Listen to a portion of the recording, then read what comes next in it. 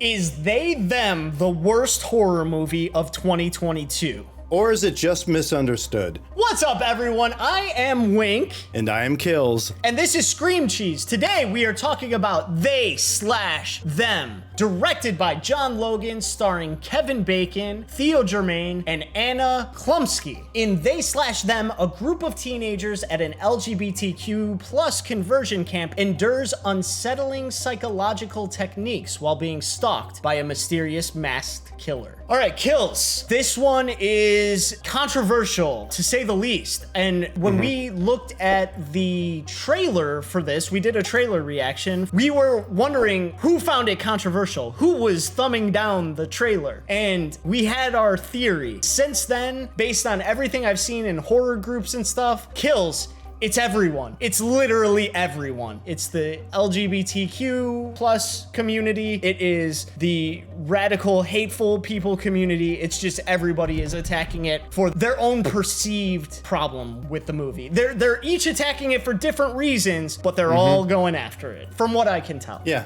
Well, first of all, I'd like to say that, as you mentioned, I have a beautiful tan. I spent the weekend at Camp Crystal Lake. Oh, awesome, spent the weekend dude. Yeah, Camp Crystal Lake, and you can see I was a lifeguard on duty. So beautiful, dude. And I lived. I didn't die. So here's the thing: from the very beginning, my gut was that it wasn't one side or the other. I just had a feeling that everybody from all different angles was bothered by this film. But the thing that confused me was the film hadn't really been released yet. There was some screenings, but everything was based off a trailer. And maybe that was enough, because I can see the arguments from certain angles on this film. For me, the biggest problem with the film was that it was not a horror film. It just wasn't. But it was a cool idea, and there was a lot of moments in the film that I really enjoyed. And I feel like if it was done right, it could have been like a dark thriller. It could have been a horror as well, but the horror felt so tacked on. The central idea was really cool. And I think the biggest problem is the writers and directors and producers didn't dive in deep. This is like the type of issue that you kind of have to pick a position and just really dive in on it. It didn't bother me necessarily a lot. I mean, I enjoyed the film to a certain extent, but it just was an uneven film. It was a film that was kind of tiptoeing with everything, not just the central issue, but even the horror aspect. It was just a really uneven, disjointed film with some good moments, and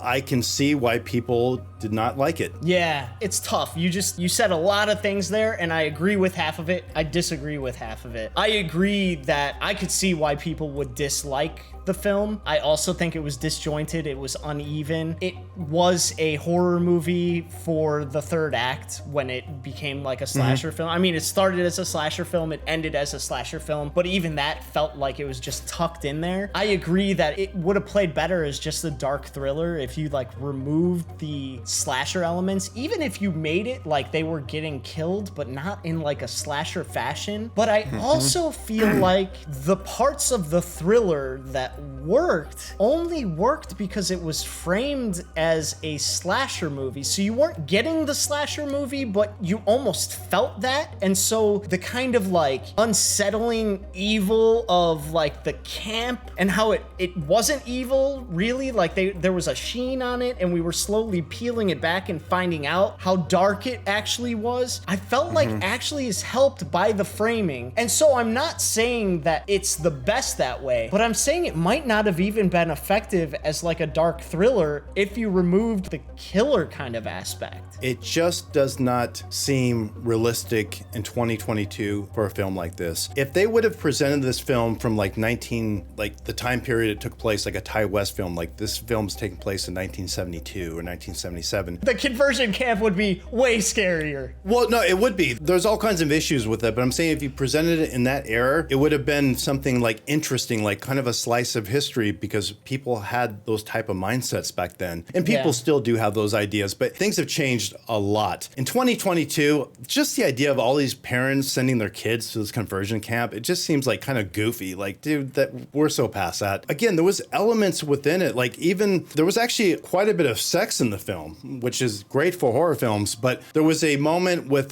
two of the men, and I thought it was really cool, and where it wound up leading was really cool and kind of dark and creepy. But again, it just feels superficial and unrealistic in 2022 that this would exist. Also, I have to mention that I did appreciate all the performances. I love Kevin Bacon. It reminded me of just how great he is. He gave like a 8-minute monologue at the beginning, which was not a smart idea, I don't think, but he's so good he made it work. You know what I mean? He's Kevin Bacon. He's incredible. Theo Germaine did an incredible job. Like, I totally got sucked into his character and his acting. Again, the story didn't do justice to what I feel he's capable of. And also Darwin del Fabro, who played Gabriel, who had the longer hair. There was something about him that was really cool. But yeah, I mean, it's a weird kind of concept to try to present in 2022 and then tiptoe around everything. It didn't work. I did not hate the film, actually. There would literally be moments in the film where I'm like, okay, I think I know what they're doing. I think I like this. But then it would just fall apart the next scene. And when it was all said and done, it was kind of, what was the point of this film? You know? Yeah.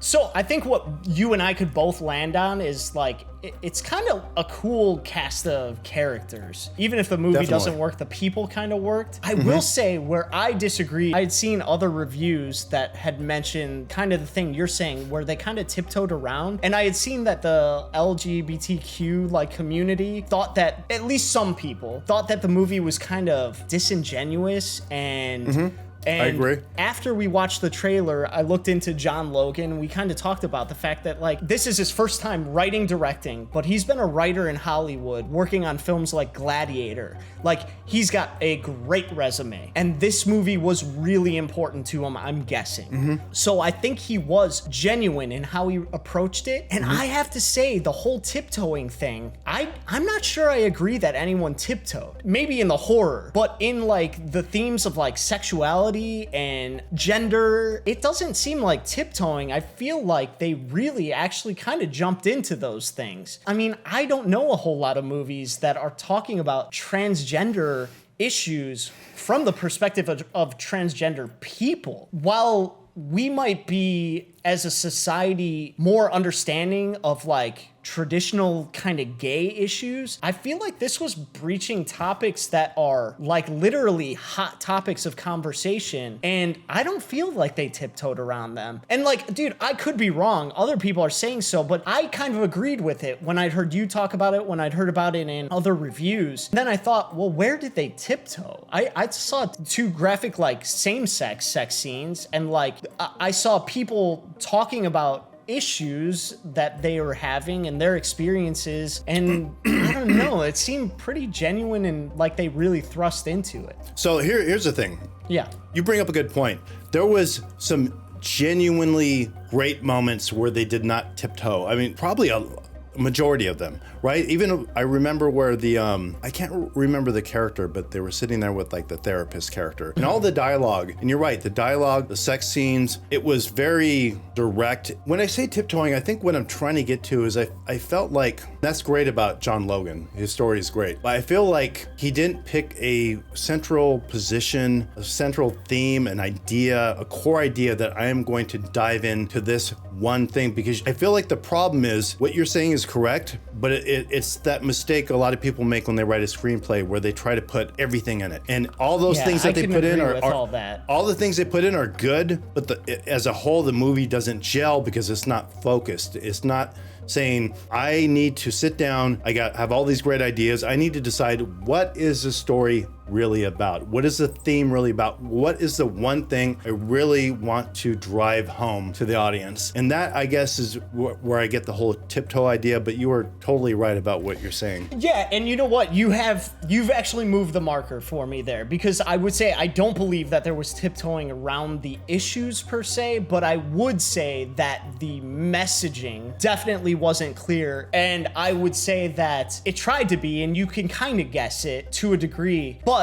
it was unclear enough that it appears that all sides had a problem with it. They all saw it differently. If you had been clearer, maybe you wouldn't have alienated some of the audience members that you did. I still liked it to a degree. I wouldn't suggest it to anyone, like just anyone. Yeah. It would have to be a very particular person, and I think it's worth watching. I actually really enjoyed the movie, but I would say it wasn't a great movie. Yeah, there was enough to appreciate with some of the performances and what they were trying to do. Man, I wish they would have picked what movie they wanted to make. Yeah, dude, that is exactly it. In my heart, I have like a good feeling about the film, meaning that I honestly wouldn't mind revisiting these characters if it was done better. My biggest problem is we're dealing with a hot topic here that is so juicy in nature that you could really dive in and make that definitive film regarding this topic and mixing it with horror. And I feel like we got basically a bunch of disjointed moments that were genuine, but as a whole, it didn't come together. And that's the whole point of a movie. You sit down for an hour and a half, and when you're done, you know like exactly what that movie was about. You feel in your heart what the director and writer was trying to convey to you, and it makes you think like, that's a really interesting take on that. It doesn't mean that's the real take. It just means I experienced the director and writer's point of view, and it really makes me think. Whereas with this film, really likable characters to me personally, a lot of great moments, but when it's all said and done, it was not a good film. So I would give this film a 5.2. I would actually give it a 5.5. Okay, great. That sounds good. Man, and it feels bad though, because those are a bunch of good kids, you know? Yeah, no, like I said, there was an energy in the film that I really appreciated. But here's the thing, no matter how good intentioned your efforts are, this is like an old thing in Hollywood. You cannot fix a bad script. Yeah. And that's what it comes down to. The script has to be solid. That is everything, so. Well, make sure to let us know what you thought about they/them in the comment section below. Also, make sure to like the video, subscribe to the channel, suggest any horror movies that we should see and talk about also in the comment section below, and make sure to check out our Patreon. If you support us, you'll get access to exclusive content, extended reviews. Make sure to check out Skillz and myself on Twitter. All the links are in the description. All right, folks, we will see you next time. Peace out, cheesers. Peace, guys.